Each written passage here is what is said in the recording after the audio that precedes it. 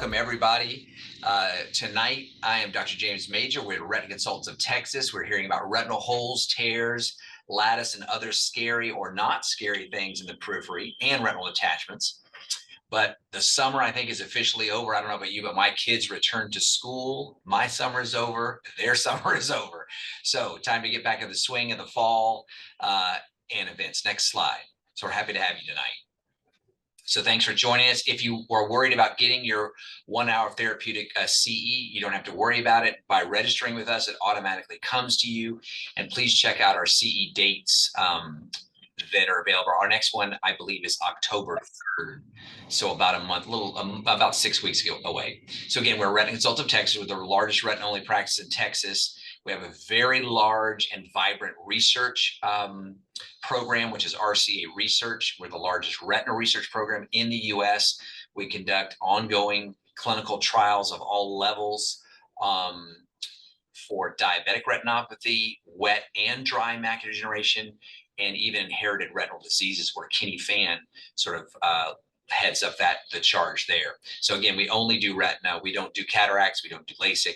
We have 26 physicians both in Houston and the greater San Antonio area. I want to talk a little about that. Next slide.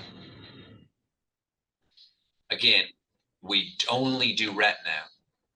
Medical and surgical diseases of the retina. We do not have an optical store. We don't give glasses or refractions.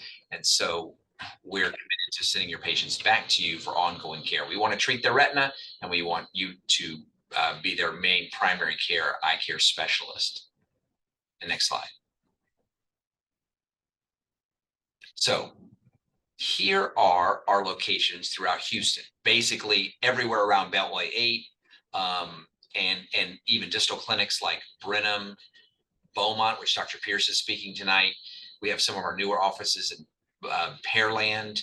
I'm at the Space Center Boulevard office in Pasadena and the Woodlands as well, but basically all over Houston, including our central office in Bel Air. We have an office everywhere. We have a brand new office in Katy and a brand new office in Brenham. And the Woodlands office has recently opened. We had a Woodlands office and we moved one building over. It is much larger and nicer and new. The patient flow is faster. So it's definitely an improvement for a large, very busy office. The next slide. So we also want to welcome to the Woodlands office, we're so busy, Dr. Christiansen. He has been in the Army for many, many years. He did his fellowship at Emory University, where I did my undergraduate in Atlanta, Georgia. He went to undergraduate at Brigham Young, and he was in the Army as active duty for 15 years. And he spent the last 5 years as director of the retina service at the Brooke Army Medical Center in San Antonio. And we're happy to welcome him and his family full-time to our office, mainly in the Woodlands, although he does go to Kingwood, Lufkin, and Livingston. But he's in the Woodlands, I believe, at least 3 days a week. So we welcome Dr. Christiansen, our newest doctor. Next slide. Again, I spoke about it. This is our new Woodlands office. It's at the Medical Arts Center 3. It's in that St. Luke's building right on 242 College Park and I-45. It's essentially right in the next building over from where we were before. But it's state-of-the-art, very large, designed with a patient experience in mind. Matter of fact, when the patients walk in, it's soothing and calming. You hear bird and jungle sounds while you're waiting and relaxing. Then you go into a room, your dilation subway area, that's surrounded by sort of thoughtfully placed fire logs and wood pieces. I jokingly call it the woodshed. It's fantastic. And then they come into multiple rooms. We have all the diagnostic imaging, lasers, huge research centers, and just frankly, a lot of room there. And it's wonderful. And ample parking across the street, huge parking lot across the street. Next slide. And then San Antonio. So we'll talk about the shirts in 1 second, but essentially San Antonio, Medical Lane, Stone Oak, New Braunfels, Fredericksburg, Kerrville, Seguin, and Bernie on the outside. And of course, we're essentially located in the Medical Center office, the Stone Oak, and Westover Hills. But next slide, let's talk about the shirts. Yes, the new Shirts Clinic and Research Center is moving just about a mile from where it was before. It is now an ongoing RCA Research Center. So we'll be conducting diabetic trials there, as well as macular degeneration trials. And that's getting started up. It is a new design and features more space and should be more convenient and aid in patient flow. So happy to have a new office in Shirts right off I-35. And next slide. Okay, here are our two speakers. So I'll introduce Krista Socamto first. Dr. Socamto, what's interesting about her, she grew up in the Dallas area in Grapevine. She attended Southeast Missouri State, where she was a Division I gymnast. And so I'm sure she enjoyed watching the Olympics like we did, but knew a little bit more about it than we did. I just like the jumps, but she was a Division I gymnast, so a lot of time and effort there. She's also a Red Raider, Texas Tech Medical School, and then ended up doing her essentially a retina fellowship in San Antonio, liked San Antonio a lot, and stayed there, although she still likes to leave somewhat as she likes to travel and is a foodie on her travels. So we will hear from Dr. Socamp today. And then Will Pierce is our other doctor from Beaumont who will speak today. He is originally from Beaumont and practices in Beaumont with his family. Both he and his wife attended the same high school, Monsignor Kelly, as my wife did. She's also from Beaumont. And so they are back home. Dr. Pierce, after going to the University of Texas, then did his residency and fellowship at Emory University again, and then practiced in Georgia and Savannah for several years, where we were able to lure him away and bring him back home to Beaumont. So he practices full-time in Beaumont, both in the clinic and operates at St. Elizabeth St. Christus Hospital there. So we are happy to have Will Pierce and his family, two boys, back in Beaumont, and he mans the clinic 24/7 there. Next slide. Dr. Socamto, take it away first, please. Thank you, Dr. Major. And thank you everyone for joining us tonight. Let me share my screen here.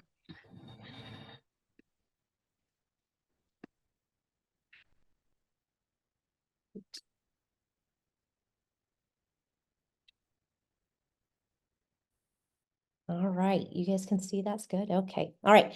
So hi everyone, I'm Krista Sucamto, and I'll be presenting the retinal holes, tears, and detachments along with Dr. Pierce today. And we'll also be touching on other peripheral pathology that you might see commonly in your clinic. And these diseases are often referred to us. And so hopefully with this lecture, you'll be able to better understand the pathophysiology behind these diseases and understand our thought process and how we manage and treat these patients. Okay, first let's talk about lattice degeneration. We see a lot of this. So we always say the term lattice, but what exactly is lattice? It's a well-demarcated, usually an oval or circular area of retinal thinning. Usually is circumferential and associated with some pigmentary changes. The vitreous overlying the lattice is usually liquefied, and the vitreous also has increased traction along the edges of the lattice. So we know that these patients have an increased risk of retinal detachment. And actually, you'll find lattice in about 6 to 8% of the general population. But specifically in patients with retinal detachments, you'll see in 20 to 30% of those patients. Real briefly, I wanted to touch on this study by Dr. Norman Bayer, and this was published in '89, and it's very interesting. So he followed 423 eyes over an average of 11 years. And of those 423 eyes, they all had lattice. 150 of those eyes had atrophic holes at the end of the study. And only 3 eyes developed an RD. And so the main takeaway for lattice is that lattice with or without holes are typically a very low risk of progressing to a retinal detachment and generally do not require treatment. I'd also like to add that there's no level 1 evidence to support any prophylactic laser for lattice prior to any anterior segment surgery. Now, the reason why there's no good evidence to support treatment is that, let's say you have a patient with lattice and you laser them, and then they develop a PVD and a tear. And these patients can develop tears in the normal appearing retina. So despite your laser, they still might develop pathology elsewhere in the normal appearing retina. Now let's talk about atrophic holes. And you can see this patient, they have a hole here. They have some lattice here. Looks like there might be a little bit of fluid around it. Maybe there's some tiny holes here associated with the lattice. Okay, so atrophic holes. So something you should know is that holes are not associated with any type of vitreous traction. And these patients are often asymptomatic. It does affect about 5% of the population. Most commonly, you'll see it in younger, in myopic patients, and it is also commonly associated with lattice. And these holes develop from chronic atrophy of the retina. And so usually the treatment for these patients is observation. One thing that I did want to point out is that if you have a patient with, let's say, a symptomatic PVD, and you do an exam and you see that they have a hole, it's thought that their symptoms of flashes is not attributed to that hole. It's thought that that hole is actually pre-existing. So still the management for this patient would be observation. And once again, there's little evidence for prophylactic therapy. But I do want to point out that, of course, it's up to the surgeon's discretion. You know, if a patient has a very large hole or if there's fluid underneath it that's progressing, or let's say they have a history of a retinal detachment in the fellow eye, you know, the surgeon might think to treat them with laser. It is a case-by-case basis, but in general, these holes are not treated. Moving on to percolated holes, I really don't have much to say about them other than the fact that usually they don't require treatment unless there's residual traction along the edges of the hole, which you can tell by exam with patient eye movement if there's still traction. But for the most part, these patients don't require any type of treatment because that traction has released. Moving on to retinoschisis. So this is a patient of mine. You can see the schisis. Sometimes it's very subtle here in the infratemporal quadrant. And this patient was interesting because his schisis had extended into the posterior pole in the infratemporal macula.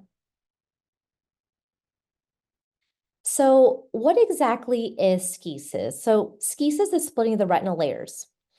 And so almost all adults have cystoid degeneration, and those are cyst-like spaces near the aura. And these cysts, they group or coalesce together, and that leads to frank splitting of the retinal layers. And I have some nice pictures of this. So here is an optos photo of a patient, and you can see they did a scan near the aura here. And the OCT here, you can see that there's these cystic spaces. And so when they group together, you can imagine that that would lead to retinoschisis. Of course, that's a different patient there. Just real briefly about schisis. So there's two types. There's the typical form, which affects the outer plexiform layer, and then the reticular form, which affects the nerve fiber layer. These patients can have schisis and breaks at the same time. So, and these breaks can occur in the inner layer, the outer layer, or even both layers. And, you know, studies have shown that patients who have the outer layer breaks are more susceptible to a detachment just because it allows for fluid to get underneath the retina. Patients who have typical retinoschisis, they're usually older than 50. It is bilateral in 85% of patients, and most commonly is in the infratemporal quadrant. And the treatment for these patients is usually observation. So this is that same patient, And you can see how the OCT scan will show you the splitting of the retinal layers, which is really nice because sometimes you'll look at a patient and you'll think, I don't know if this is a detachment or if this is schisis. If you have any doubts or any questions, you can do a wide OCT over that area, and that will give you a definitive answer. So use that OCT to your advantage.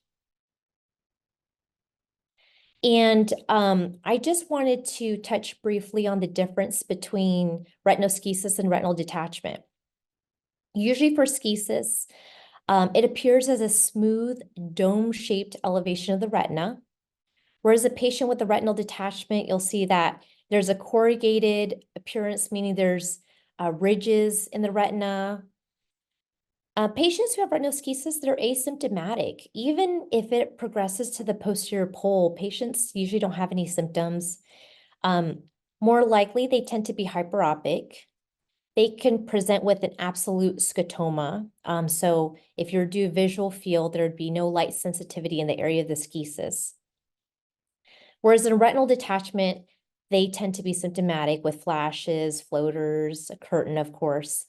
And it's more commonly associated with myopia, and they can have a relative scotoma. And then last but not least, like I said before, if you have any doubts, get an OCT. So with schisis, you see splitting of the retina, but with the retinal detachment, you'll see fluid underneath the retina in an OCT.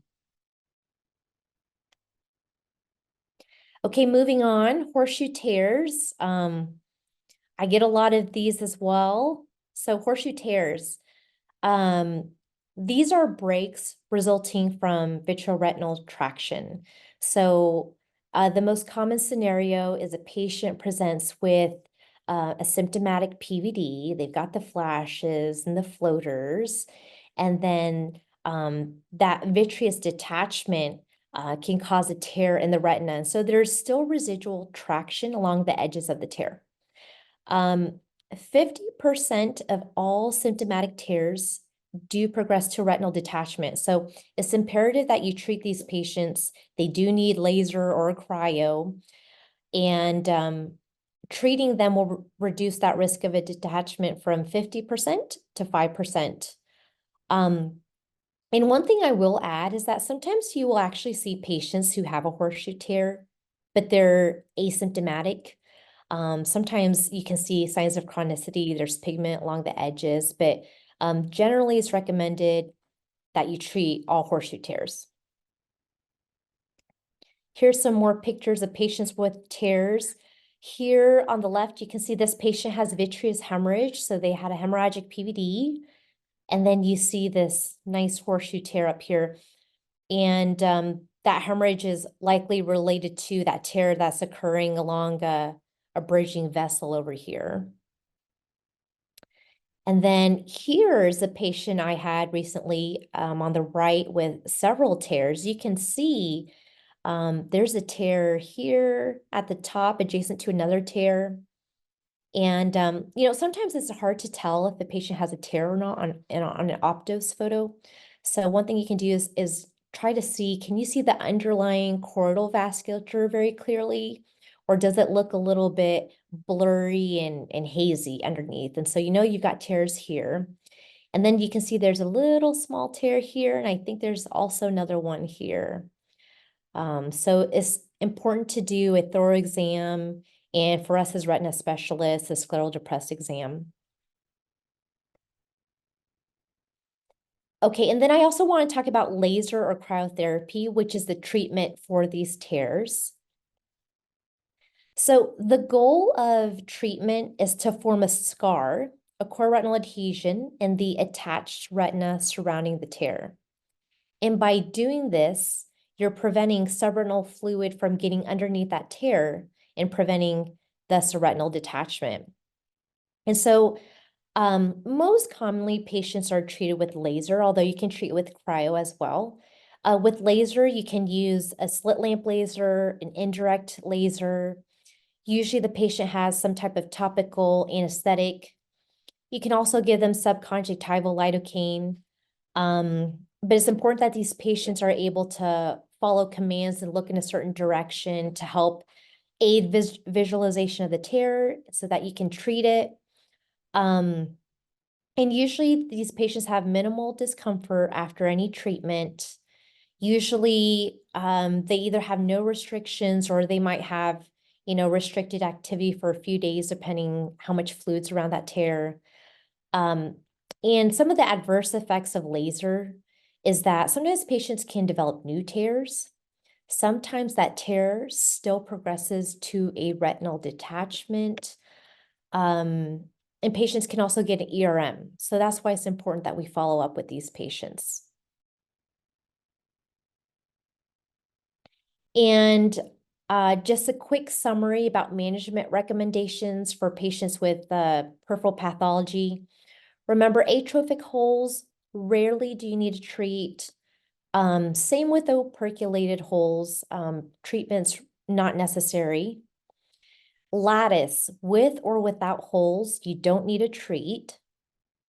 And then lattice with a horseshoe tear or any horseshoe tear, those definitely require treatment. But of course, there might be nuances to treatment for these patients. Okay, and lastly, I'm going to touch on PVD, posterior vitreous detachments, because we see a lot of this in our clinic. So a PVD is where you have a separation of the posterior vitreous from the retina. Remember, the vitreous is very adherent to the fovea, the macula, the arcades, and the optic nerve. And so when it separates from the retina, that's when you get a PVD. Most commonly, it occurs between ages of 45 to 65, but of course, it can happen earlier. I had a patient who played pickleball and she got hit in the eye, so she got a PVD in her 30s. Myopia can lead to an earlier PVD or any type of, besides trauma, surgery can do that. Some important statistics to know is that any patient who comes in with a symptomatic PVD, flashes, floaters, there's a 20% risk of tear. So it's very important to do a good dilated exam. And then if a patient has Schaefer sign or pigmented cells in the vitreous, there's also an increased risk of tear. Schaefer sign is when you have RPE cells that are liberated into the vitreous. And so those RPE cells come from, of course, underneath the retina. So that's a sign of a tear. And then it's very important to know that if a patient presents with a vitreous hemorrhage, that there's a 67% risk of a tear. So very high risk. So you should have a high index of suspicion that they have a tear.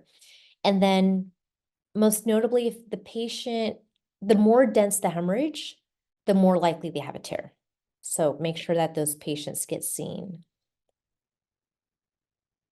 So how do you detect a PVD? You can do it by your slit lamp exam. I'll be honest, my slit lamp exam is not reliable when it comes to checking for a PVD. Sometimes it looks like there's one when there isn't and vice versa. But you can see sometimes that PVD just floating anterior to the optic nerve or in front of the macula. But what I like to use is the OCT. And so on this OCT, you can see, you don't see the posterior hyaloid connected to the macula anywhere here. It doesn't quite catch the nerve out here. But to confirm that there is a complete PVD, you can do an OCT over the nerve. And you can see that there's no vitreous attached to the optic nerve head because it's floating up here somewhere. So this is a complete PVD. And then for reference, here's a partial PVD. You can see the posterior hyaloid and it's still connected to the nerve right here. So it's incomplete. And then if you're really not sure, again, get an OCT over the nerve and you can see that posterior hyaloid is still attached. So this is a partial PVD. Again, partial PVD here, you can see that the vitreous is still attached to the optic nerve head here. And again there. And this is a patient with a complete PVD. You don't see any vitreous attached. And you also see these vitreous opacities here. And these were likely pigmentous cells. This is a patient that actually had a tear. So on your OCT, the other thing that you can look for besides the vitreous is any type of opacities, and that can clue you in if there is a tear. All right, and that's the end of my presentation. I'll hand it over to Dr. Pierce. Thanks so much for teeing it up, Dr. Scamto. All right, next slide, please. So to kind of continue on what Dr. Scamto teed up for us already, I'm going to kind of talk more about retinal detachments, which need a retinal break in some cases, and in some cases don't need a retinal break to form. So when I think about retinal detachments, I think about them in three categories. There's the classic regmatogenous, there's a traction retinal detachment, and then there's exudative or hemorrhagic retinal detachment. Next slide, please. So as Dr. Scamto mentioned, regmatogenous detachments and retinal breaks in general require the PVD. You have to have that mobile liquefied vitreous with the posterior vitreous cortex separating from the posterior segment. You also need traction on the retina, creating a break and continuing to pull at that break to create sort of almost a suction force through that hole, allowing subretinal fluid to develop underneath the retina. Next slide, please. So going back to this initial case that I'm showing here, you can see a pretty clear superior retinal detachment. So we have a PVD. You can notice the Weiss ring kind of sitting over the macula there. We've got traction on a retinal break that you can see up at 12 o'clock, and then obviously subretinal fluid. So interestingly, a lot of times when you look at the Optos photo, you'll see this big sort of bullous component superior and almost think, man, this looks kind of like a MAC-on detachment. But if you look very carefully, sort of midway through there, you can see there's a thin layer of subretinal fluid that actually bisects this patient's fovea there. So unfortunately, in this case, this is a macula off retinal detachment. Next slide, please. So the other type of detachment, or the second form of detachment we'll talk about tonight, is traction retinal detachment. We all know this, practicing in Texas and really all over. We see these cases not infrequently, but you have, in some cases, you have vitreoretinal forces pulling the retina away from the eye wall. Most commonly, we're going to see that in neovascular disease like proliferative diabetic retinopathy, retinal vein occlusions. We can also see that in proliferative vitreoretinopathy. This is kind of one of our worst enemies as retina surgeons. Usually we think of that as RPE cells that are normally underneath the retina being liberated through a tear or retinal detachment. And then those cells then can accumulate on the retinal surface. When they enter the vitreous cavity, they can almost become pluripotent in the sense that they can become myofibroblastic and create this sort of contractile scar tissue that can pull at the retina and detach it. And then another form of traction retinal detachment that we can see is in the result of penetrating trauma. You can imagine if you have some type of, say, a nail gun injury or something like that to a globe, and contents are then expulsed from the eye, there's sort of this vitreous traction pulling the retina away from the eye wall. Next slide. So this is a standard case of proliferative diabetic retinopathy. I feel like out here in East Texas, I see one of these a day, but certainly this is a devastating disease that we've devoted our careers to trying to help battle and help fight. And so in this case, unfortunately, you can see this massive fibrovascular membrane on the macular surface, the neovascularization of the disc, and essentially elsewhere along the arcades is sort of forming this tabletop. And when the patient, this is a young 30-something type 1 diabetic, when the patient develops this sort of mid-peripheral vitreous separation, this tangential traction then lifts the retina up.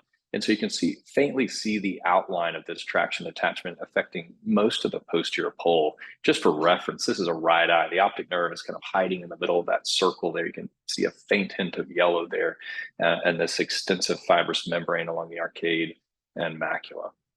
Next slide, please.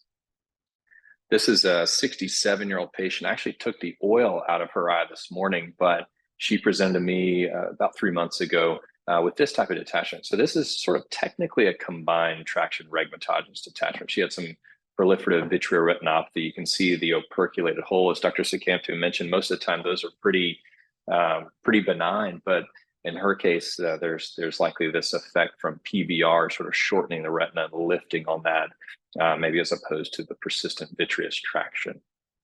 Next slide, please.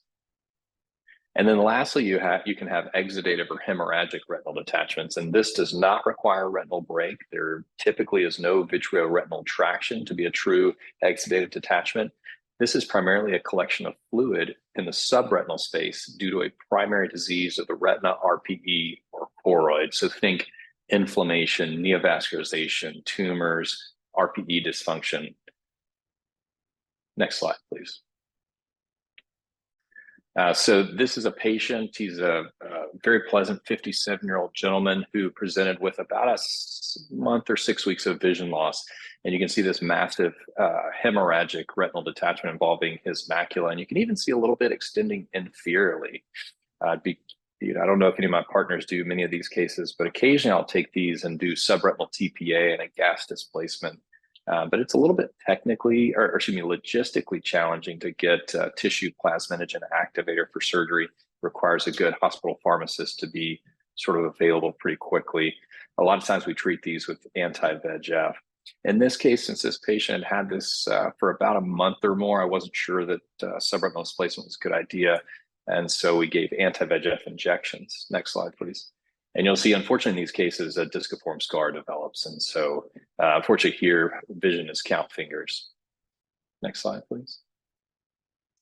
This is a young gentleman. He's a railroad worker, I believe, 32-year-old man. I'm not sure how he's alive, honestly. He said he was backing a locomotive up to fix a train that had popped off a track, had a big chain on it, pulls with the locomotive, and the chain snaps. It breaks his helmet, hits his face, lots of broken bones, and somehow just kind of daintily hits the eye and creates this nice little subretinal hemorrhage in the periphery. In the top right corner of the image, you can see some stigmata of laser. So this guy had a twofer in the sense that he had a retinal dialysis as well, but you can see that he's got this sort of multifocal hemorrhagic retinal detachment. So after lasering him, I just sat and watched. And next slide. You'll see after about 3 months, the subretinal hemorrhage goes away. There's some pigmentary changes where the trauma was and kind of helping supplement my laser, but he's done quite well. He's 20/20, a few months or so, 6 months out now from this severe injury. Next slide, please. This is a very pleasant 72-year-old gentleman who came to me about a week after a tube shunt. And so he had glaucoma. Pressure day 1 was 0, maybe 1. Sent to me a week later for a concern for a MAC-on retinal detachment. And if you can see here in the right corner of the screen, you see this lobular structure. It almost looks like a tumor. And that's actually the choroid. So with hypotony, you can get choroidal effusions, which can alter the oncotic pressure in the choroid. Inflammation can increase trans RPE retinal flow and reduce RPE function. You can get this exudative detachment. So in this picture, there's actually an exudative retinal detachment from about 12 o'clock clockwise all the way around to about 9 o'clock, just posterior to the choroidal effusions. Next slide, please. And after about 2 months, 3 months of therapy. So the goal essentially here is to correct the hypotony first. The surgeon was convinced he wasn't over-filtering and it was going to kind of perk back up. So we put him on a lot of topical steroids as well as cycloplegia. As the choroidals went away, so does the retinal detachment. Unfortunately here, vision restored to about the 2100, 2200 mark for this nice gentleman. Next slide. And the last type that I'll show you here is a inflammatory exudative retinal detachment. This is a 54-year-old gentleman who presented with bilateral serous retinal detachments. You can see in the inferior periphery of both eyes, you've got this sort of lobular, smooth retinal detachment. The media is hazy because there's some vitreous cells, some vitreous haze. There's a little disc edema in both eyes. And you can see this sort of placoid subretinal choroidal infiltration of both eyes. So after extensive lab testing to confirm he didn't have things like syphilis, tuberculosis, and other potential causes of infectious chorioretinitis, we placed him on, and this is a patient I shared with Dr. Larkin, who's just phenomenal at treating uveitis. She placed him on prednisone and ultimately some immunomodulatory therapy. And in the next slide, you'll see how well he does. Unfortunately, he developed some subretinal fibrosis. It took him a couple of months to get in to see us initially. But on the right eye is seeing about, count fingers right now, but miraculously that left eye, despite the sunset glow and subretinal fibrosis, he's seeing 20/50. And you can see both of the retinal detachments have resolved. So it's important for us to realize which detachments are rhegmatogenous and tractional versus exudative and hemorrhagic, because these are eyes we really want to stay out of as they're going to be repaired or treated medically. Next slide, please. So transitioning here to surgical management of retinal detachment, I think about it in sort of 4 categories. Laser, as Dr. Scamptu mentioned earlier, we have pneumatic retinopexy, scleral buckling, and vitrectomy. And really, it's a grab bag. We can kind of do any of these one, we can mix them all, we can do one after the other. It's kind of we have plenty of tools in our toolkit to fix these retinal detachments. Next slide. I'm not going to spend a long time here. Dr. Scamptu mentioned laser retinopexy. I use it for retinal attachments and select typically asymptomatic anterior cases or comorbidities limit ability to go to the operating room. And as she mentioned, there's a big risk of progression. So this is a patient actually did in the operating room because of a history of epilepsy. Though we do laser, it's a repetitive pulse. It's typically 100 millisecond interval between these laser pulses. So it's sort of like a strobe light for patients. So this gentleman elected to do it under general due to concern for a seizure disorder. Next slide, please. So here's a nice lady who presented to me. She was referred for a pucker. You can see she's got a little floater there, PVD, a little tiny pucker there, and sort of lo and behold, a little asymptomatic retinal detachment in the periphery. She was a super nice lady, didn't really notice this retinal detachment, had a lot of comorbidities going on, didn't want to go to the operating room. So we made a decision after sort of checking and making sure there was no peripheral scotoma to do laser. Initially, I wanted to do a vitrectomy, peel the membrane, and fix the detachment, but she elected to stay out of the operating room. If you'll go to the next slide, you can see sort of a barrier laser there. She's happy as can be. This is a picture a year out. She's still kind of battling some other health conditions, but happy to have not had surgery. Next slide, please. Pneumatic retinopexy is a great procedure for us. We really like it, especially when it's tough to get a patient to the OR. It's going to be best in patients with superior retinal breaks, typically a few clock hours apart from each other. It's relatively contraindicated in patients with inferior breaks. It's hard to make a bubble go to the bottom of the eye and stand somebody on their head or really position them over to their side. We don't like it in mediopathy. So if there's a lot of blood in the eye, we don't want to miss a tear because these can, if you miss a tear, if you have PBR, these can fail in a frustrating way. And then lastly, we use expansile gas. So we're cautious in patients potentially with advanced glaucoma. So briefly, a pneumatic retinopexy, as you see in the picture here, we do an anterior chamber paracentesis to soften the eye, give us a little space to inject a gas bubble into the back of the eye.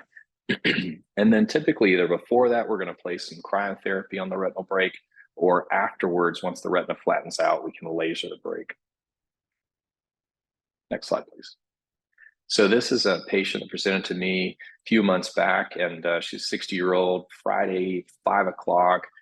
Notices a shadow kind of progressing through the day from that morning. You can see sort of around 1 o'clock in the picture there, you can see a horseshoe tear, slight bit of a rolled edge, so maybe a chronic tear. There's another little small tear, maybe a half clock hour below that. But in this case, Friday afternoon, it's really hard to scramble to the OR. Sometimes we can take these cases, but sometimes you run into maybe not the normal day team. It may not be the eye team. So if we can fix this with a pneumatic, we're gonna give it a whirl. And so we did in this case. Next slide, please. You'll see post-op day 3. You've got a gas bubble there. You can see the evolving cryo scar around 1 o'clock. The retina is reattached here. The patient's peripheral scotoma is gone. She's got a new relative scotoma from the gas bubble in her inferior vision, but you'll see that clearing over about a month's time. Next slide, please. I was a little concerned that one cryo spot didn't get it, both of those tears. So I added a little sectoral laser right in that area. I thought that little tiny tear was hiding, but you can see here post-op month 2, she's looking great. She's still got some floaters in the center that will probably address down the road, but you can see the retinal attachment's fixed. And she's done quite well, despite not having emergency surgery. Next slide, please. So a lot of us kind of think about pneumatic retinopexy and vitrectomy, and this is a great study done to really evaluate the two of those. And the interesting thing that came of this study, and I'm not going to go into the details of the inclusion criteria that you can see in the top right of the slide there, but these are the types of detachments they allowed to be included. But the interesting thing that resulted from this study was sort of pneumatic sort of beat vitrectomy of visual acuity at all time points, really until about 1 year when those lines start to come together. So good visual outcomes can be expected. There's a reduction in metamorphopsia in these patients. But the one thing I think that gives some of us pause is potentially the success rate. So pneumatic retinopexy around 81%, vitrectomy 93, maybe even 94% or so. So more patients who receive pneumatic retinopexy may return to the operating room. So I think when it's safe, when it's reasonable, we really like to take care of these with vitrectomy, just because of the higher success rate. Next slide. Scleral buckle is a tried and true surgical procedure. I think it's a fantastic procedure for young patients with attached hyaloid, phakic eye that we maybe don't want to accelerate cataract formation. Lifting the hyaloid in young patients can be challenging, so we can try and avoid that. It's also a great adjunct to vitrectomy. And maybe if we have inferior breaks, it may be hard for patients to position due to some neck or back ailments that may preclude positioning. A scleral buckle can really help. And also in cases where there's traction as well, such as proliferative vitreoretinopathy. And as you'll see in the picture here, a scleral buckle is a relatively simple procedure. We just have this 3, 4, 5 millimeter wide silicone band that we suture to the eye wall. So we sew it directly to the eye wall, we loop it under the muscles, and then we use that this little sleeve, basically create just a belt around the eye that allows us to indent the eye wall. Next slide. I think scleral buckling is such a fascinating procedure because of the physics of the way it works. So we're sort of reversing the radial inward forces. We talked earlier about retinal traction is the big problem. Retinal traction is what creates breaks, allows PVR to create traction detachments. And so effectively in the bottom, if you look at the left diagram and the bottom image, you can sort of see the schematic of an indentation of the sclera from a scleral buckle. And you can see how it switches that force vector F1 in the top image. Force vector is pulling the retina inward towards the inside of the eye, versus the scleral buckle reverses that force vector, allowing retinal apposition. The other thing it does is it helps sort of plug the hole. So this is what's great in maybe a young myopic or a young phakic patient, when we place the buckle, and if we can bring it up high enough to where, or drain enough fluid out from underneath the retina, we can effectively close this hole. Now, my younger colleagues may be doing this calculation intraoperatively. I can't even remember what any of these letters mean, but it effectively shows us that scleral buckling works. Next slide, please. I think something that our audience might find interesting here is sort of what to expect after a scleral buckle. And I think this is important in talking with our patients beforehand. Sometimes we might find these peripheral detachments in patients who previously undergone LASIK surgery, or maybe they're already highly myopic. And so tend to induce a little bit of increase in the axial length and potentially move the lens position slightly anteriorly, effectively creating some degree of myopia. There's typically going to be minimal astigmatic change though. And so you can see in this chart on the right, most studies show that there's an effective elongation of the eye with induction of myopia. We certainly have different bands, different surgeons pull up different heights, some imbricate or try and foreshorten the eye. So there's a lot of different things to potentially due to fixed retinal attachment that can alter the refractive error. But I think in general, we tend to see myopia postoperatively. Next slide. So this is a really nice young guy. He's a 32-year-old. He works locally here at the refinery, sent to me by an outstanding optometrist. Oh, back one slide, please. He's sent to me by an outstanding optometrist who noted a little detachment inferiorly. And you can see in the picture here, this left eye, the inferior detachment. There's some signs of chronicity. You can see a pigmentary line just temporal to the macula. And there are also some subretinal bands extending more nasally. There's a little lattice with an atrophic hole at 5 o'clock, and then also a little tiny patch of lattice at 12:30. So this gentleman actually initially wanted me to laser him. He did not want to take time away from work. But because of the proximity to the nerve along the arcades, the macula, I was a little uneasy doing laser here. So eventually talked him into a buckle. Next slide. And he did fabulous. So this is, I think, 1 week post-op. You can see the retina settling down, a little gentle indent from the band, kind of around the edges in the equatorial retina there. I did a laser around his lattice superiorly and then drained the fluid. You can see a small dot of hemorrhage there around about 5:30 at the equator, but he's flattened out nicely. Hopefully these subretinal bands don't create trouble down the road, but so far he's doing great. Next slide, please. So vitrectomy is our workhorse. It's the mainstay of treatment. I think it's our preferred way to fix retinal detachments when we can. It allows us to relieve the vitreous traction, remove membranes. We can laser breaks, and then we can place gas or oil, as we all know. Vitrectomy, we use the term PPV, pars plana vitrectomy, to insert our instruments through the pars plana. As you can see in the schematic here, we typically will place 3 ports, although you can place really as many as you want. But usually we use 3 in the sense that to allow us to place an infusion cannula into the eye and then use a cutting instrument, or our working hand really has a number of things we can do. We can do laser, we can remove vitreous, we use a forceps to peel membranes. And then as retina surgeons, sometimes I think about like we're like spelunkers. We have flashlights and we're working in caves. So we always have a light inside the eye to know what we're doing. Next slide. So now I'm going to show you a couple of cases. Hopefully no one's too squeamish. Hopefully no one's eating dinner right now. But this is a 26-year-old who came to me a few years back. She's light perception in this eye. She's a type 1 diabetic. You can see this really aggressive looking posterior membrane. Right at the center of that white membrane is the optic nerve. And you can see this massive membrane moving along the arcades there, and then an eye full of hemorrhage. Next slide, please. So in this case, I gave a preoperative anti-VEGF. And if you go to the next slide, please, let's see if we can queue up. I'm going to show you a video here. And so we did vitrectomy here. So I do all my diabetics 27 gauge. I love small incision surgery. It's allows sort of quick healing, and I think it just really allows us to get in the space. So here we are putting some trocars in the eye.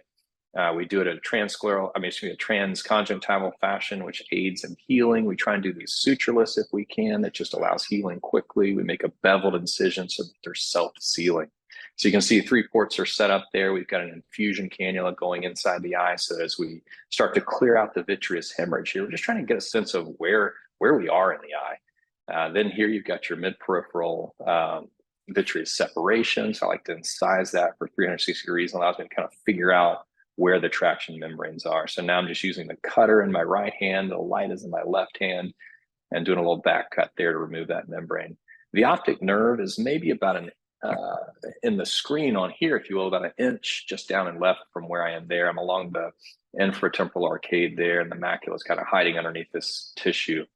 I use a technique called segmentation delamination. I just take this plaque and try and cut it into little tiny pieces, just carefully finding my way, making sure I'm not cutting the retina, making sure I'm removing this tissue as delicately as possible. And then sort of using like a pick there. And so now you see the optic nerve a little coming into view there, just on the left side of the screen, and we'll pop that neovascularization off. We're able to control the pressure during surgery. So at this point, I've probably got it up around 60 millimeters of mercury to just tamponade that hemorrhage. That's the beauty of anti-VEGF, though. It allows us really to make these massive fibrovascular membranes not bleed quite as much. The trick to diabetic surgery is, is just being cautious, being careful. You can see this video is sped up. I can't operate this quickly, but essentially just kind of methodically and meticulously just cleaning off this tissue to remove the traction so that the retina can then just slowly settle down. We really try carefully, though, to avoid making a retinal break, because that can then turn this into a traction and regmatogenous detachment.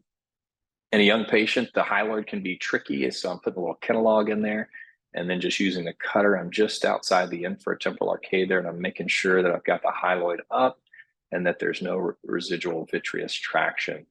And then putting some laser pan-retinal photocoagulation in here, and just kind of finishing it up here now for 360 degrees. This is a little skull depression. This is how we do surgery, and then also how we examine people, like Dr. Sakamtu mentioned in the clinic. This is how we look for breaks, but I'm just checking to make sure I've got all the vitreous shaved as tight as I can in a phakic eye. And you can see how much blood there is still, and that's pretty hard to get rid of there completely, but it'll wash out with time. And lastly here, I'm going to put just a little air bubble. Fortunately, her macula was not detached. There's just a little peripheral detachment. So I put a partial air bubble in there. And in the next slide, you'll see her. This is 3 years later.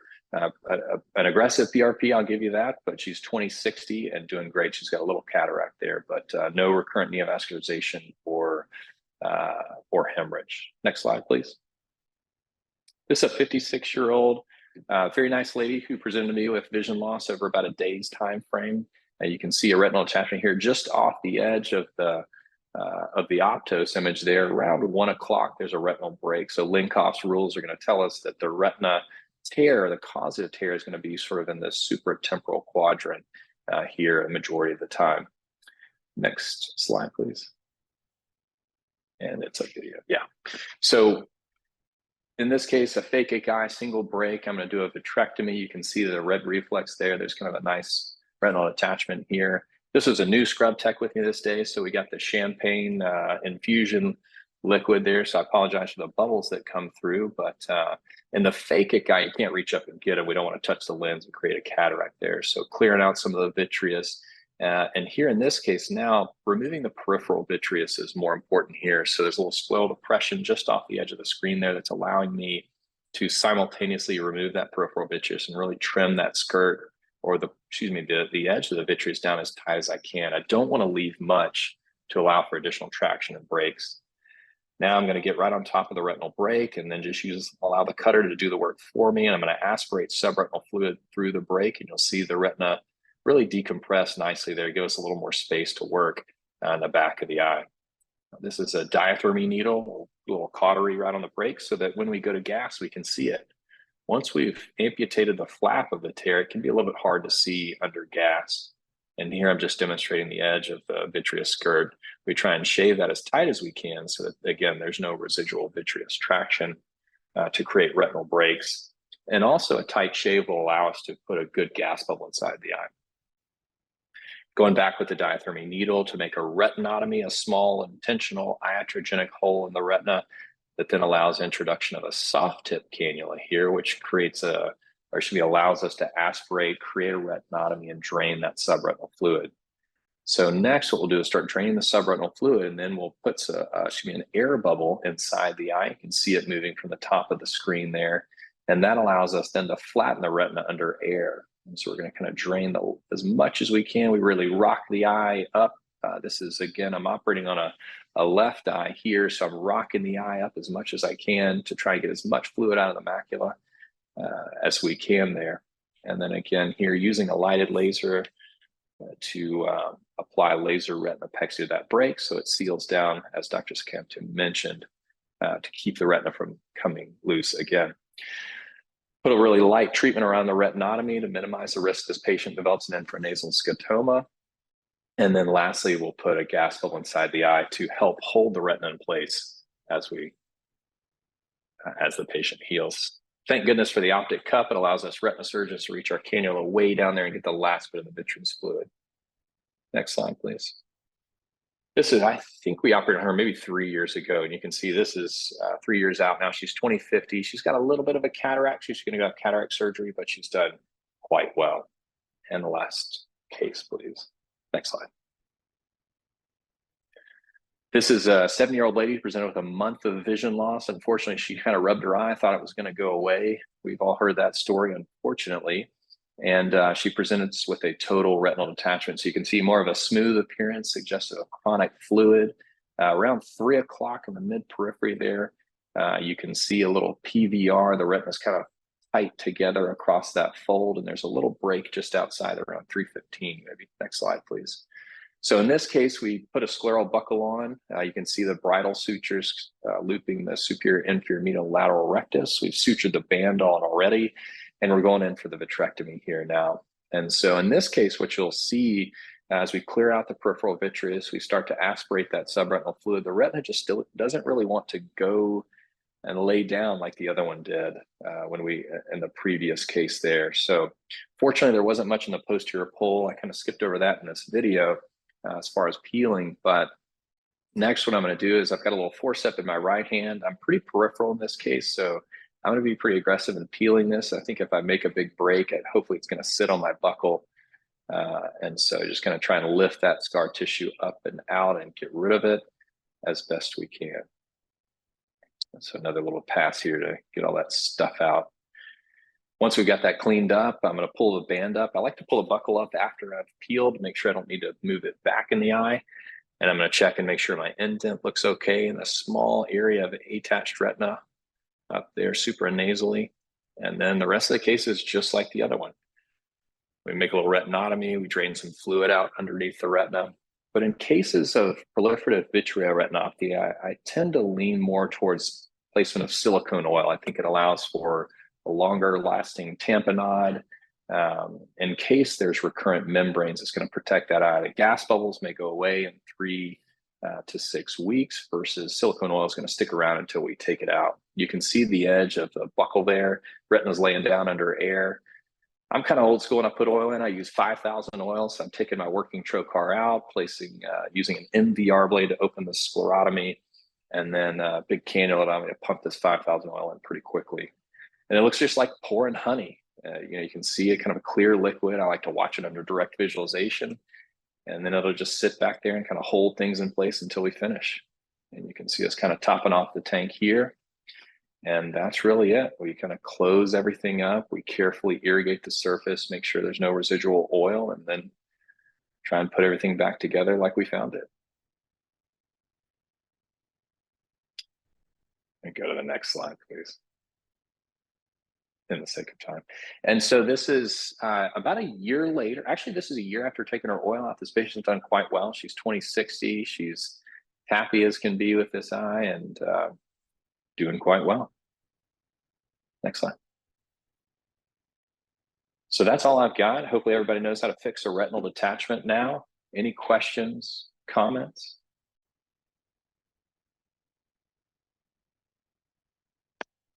I think we nailed them all in the chat there. Wow. Dr. Socamto, Dr. Pierce, thank you very much. We went all the way from atrophic holes and lattice and horseshoe retinal tears and PVDs, all the way to big time retinal attachments with buckles, vitrectomies, and PVR and 5,000 oil and the whole gamut. So I learned a lot, and thank you both for the wonderful pictures also as well. So easy to see in a wonderful visual manner. So thank you both very much. Dr. Socamto and Dr. Pierce, great talks. Thank you so much. I learned a lot. And it's also a very active chat too, which was great. People going back and forth. So again, if you need to contact us, thank you for trusting Retina Consultants of Texas.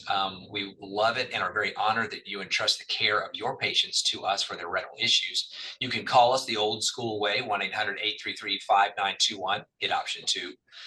There's always one of us on call 24/7 to see a potential retinal detachment or endophthalmitis or whatever you have, weekends and holidays. So just call that number. You can refer online if it's non-emergent. Don't do anything emergent online, of course, at that website. It's retinalconsultantsofhouston.com/refer a patient. And then old school also fax a referral over. Both the Houston number and the San Antonio number there. Our website is HIPAA compliant and secure, so feel free to put their name, date of birth, all pertinent medical information. It is HIPAA compliant and secure to do it on the website. And next slide. So follow us on social media. There's our Facebook, Instagram, Twitter, all those things. It tells us when the CEs are coming, about where all our locations are, patient testimonials, and fun initiatives of practice. And I think I have something else that's super interesting. Next slide. Yes, the Driving to Fight Blindness. Dr. Starpoli, are you here? Can we? There you go. Tell us. So we heard a little more, but tell us what happened. Tell us what's going on. Yeah. So first off, great presentation, Dr. Pierce, Dr. Socamto. Thanks a lot for giving me a minute here to plug our new initiative. So we have the Driving to Fight Blindness campaign, which is officially launched. Basically combines the two things that I love doing, which is fixing retinas and driving race cars. And this initiative basically is kind of multifactorial. We're trying to raise funds for research and for patient-centered initiatives, trying to let people know about all of the new and exciting clinical trials and new treatments coming down the pipeline. And the one part of this that I'm really passionate about is trying to connect patients with providers in their local community to get plugged in to get the eye care that they need. One of the things I was involved in college was an organization called Unite for Sight. We went around and did free vision screenings for people and then connected them with optometrists in their local community. And so I'm hoping to sort of emulate that with our Driving to Fight Blindness campaign, whether we're traveling around the country to go to races and doing events there, or doing some events here locally in the Houston community. So that kind of applies to a lot of the audience in here tonight. So if there's any optometrists in here who are interested in being part of the Driving to Fight Blindness campaign, please reach out to us on any of the social media channels there. Check out the website, drivingtofightblindness.org. We're trying to plan some events, hopefully for later this season or going into next year, where we can do some screening, get people plugged in, and then try to make a difference or improvement in the lives of some of the people in Houston. So check us out. Thanks, Dr. Sarpoli. I will toot his home for him. He's not just a driver. Last weekend, he raced in Auburndale, Florida, which is outside of Tampa, and was second in the race. So he is a fantastic driver. Congratulations on your second place finish. And it's a real deal. This is really neat, the Driving to Fight Blindness. So please get involved if you can. And we're so lucky to have Dr. Sarpoli, both as a retina specialist and a race car driver. And he always arrives at clinic first, by the way. Never late. Never late. Next slide, please. So thank you for joining us. You'll get your CE automatically. We'll submit the 1 hour for you. And again, our next date is, I believe, October the 3rd. But check the calendar for online. And thank you all so much. I appreciate it. Have a wonderful end of the summer and fall.